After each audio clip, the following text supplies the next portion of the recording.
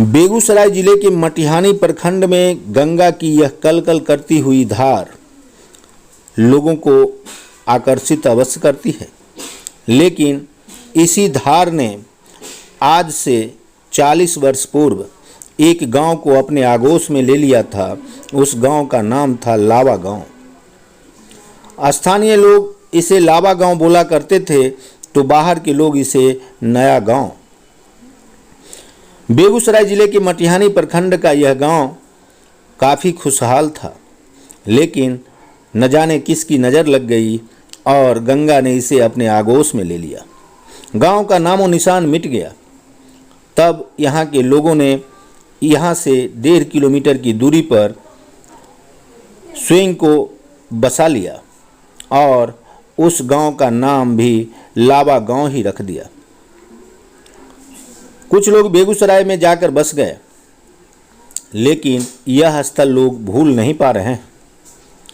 इसे नहीं भूलने का कारण अनेक है, लेकिन उसमें से हम एक कारण पर चर्चा करेंगे। 1930 ईस्वी में जन्म लेने वाले कामदेव सिंह, जो अंडरवर्ल्ड से संपर्क रखते थे। भारत के प्रधानमंत्री एवं बिहार के मुख्यमंत्री तक कामदेव सिंह का सीधा संपर्क था। कहा जाता है कि बेगूसराय के कामदेव सिंह नाम के स्मगलिंग की दुनिया का बेताज बादशाह कामदेव सिंह का जन्म इसी लावा गांव में हुआ था। उस समय लावा गांव मुंगेर जिला का हिस्सा हुआ करता था, लेकिन वर्तमान में यह बेगूसराय जिले के मटिहानी प्रखंड क्षेत्र का हिस्सा है। 90 के दशक में कोलंबिया के सबसे बड़े ड्रग्स के स्मगलर पास्लो एस्कोबार के धंधे का सूत्रवाक्य था प्लाटा ओ प्लोमो, चांदी या शीशा, मतलब पैसा या गोली। शायद उसे यह पता भी नहीं रहा होगा कि उससे 20 साल पहले 1970 के दशक में ही बिहार के बेगूसराय में कामदेव सिंह नाम के एक भूप ने इसी सूत्रवाक्य पर काम करते हुए उत्तर भारत का सबसे बड़ा स्मगलिंग का साम्राज्य खड़ा किया था। ये वही कामदेव सिंह है जिनकी बंदूकें गंगा के दियारा के इलाके में गूंजा करती थी। बिहार, नेपाल, उत्तर प्रदेश, बंगाल, राजस्थान में कामदेव सिंह के लोग कार्य करते थे। मुंबई अंडरवर्ल्ड से कामदेव सिंह का संपर्क था, लेकिन सबसे बड़ी बात यह थी कि कामदेव सिंह को जहां गरीब मसीहा मानते थे, वहीं उनके विरोधी उन्हें माफिया। लेकिन कामदेव सिंह इतने पॉपुलर थे कि वर्तमान में उनके ही पुत्र राजकुमार सिंह इस क्षेत्र के विधायक के रूप में कार्य कर रहे हैं। कामदेव सिंह की बगावत भारतीय कम्युनिस्ट पार्टी सीपीआई से रहा करती थी और कामदेव सिंह सीपीआई का विरोध किया करते थे। सीपीआई का विरोध करते हुए कामदेव सिंह बूथ कैप्चरिंग का कार्य भी करते थे। इस कारण लावा गांव काफ़ी सुर्खियों में रहा करता था, लेकिन समय को कुछ और ही मंजूर था। लावा गांव को गंगा ने अपने आगोश में ले लिया और उसके नाम निशान को ही मिटा दिया। वर्तमान में यह स्थल जहां लोग स्नान कर रहे हैं, यहां कभी लावा गांव के लोग स्नान किया करते थे, लेकिन आज यहां से 1.5 किलोमीटर की दूरी पर लावा गांव है। यह स्थल आज मरुभूमि सा दिख रहा है। इसके ऊपर आप देख रहे हैं एक रिंग बांध, और यह रिंग बांध पर बनी सड़क लोगों के यातायात का साधन बन चुका है।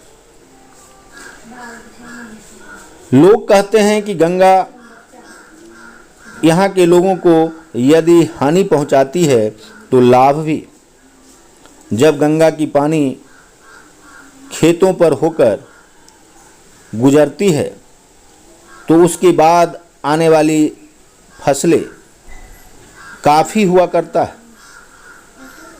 इससे लोग गंगा को पूजा करते हैं, लेकिन जब गंगा विकराल होती है तो लोगों में एक डर सा माहौल भी बन जाता है।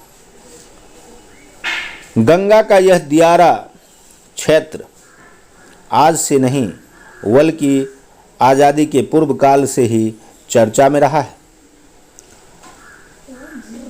कामदेव सिंह नाम के स्मगलिंग की दुनिया के बेताज बादशाह को लेकर भी यह क्षेत्र हमेशा सुर्खियों में रहा था, क्योंकि बंदूकें यहाँ हमेशा गुंजायमान हुआ करता था।